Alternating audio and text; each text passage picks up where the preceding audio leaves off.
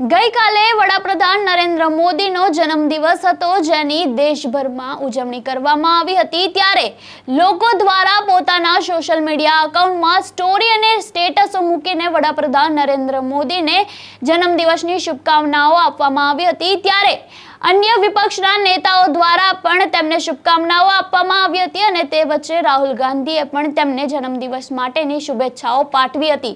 ત્યારે બીજી તરફ વિદ્યાર્થી એનએસયુઆઈ દ્વારા વડાપ્રધાનના જન્મદિવસે બેરોજગારી દિવસ તરીકે ઉજવવામાં આવ્યો છે। ત્યારે એનએસયુઆઈના કાર્યકર્તાઓએ રસ્તા ઉપર બેસીને ભજીયા અને સમોસા તળ્યા હતા અને કેટલાક કાર્યકર્તાઓએ તો બૂટ પોલિશ પણ કર્યા હતા।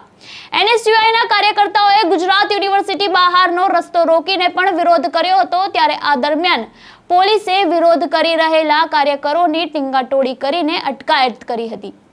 ત્યારે એનએસયુઆઈના નેતા પ્રવીણસિંહ વણોલે જણાવ્યું કે આ દિવસને બેરોજગાર દિવસ તરીકે ઉજવીએ છીએ, કારણ કે પીએમ મોદી દ્વારા લોકોને રોજગારના વાયદા કરવામાં આવ્યા હતા, પરંતુ રોજગારી આપવામાં આવી નથી, જેથી અમે અહીં વિરોધ કરી રહ્યા છે।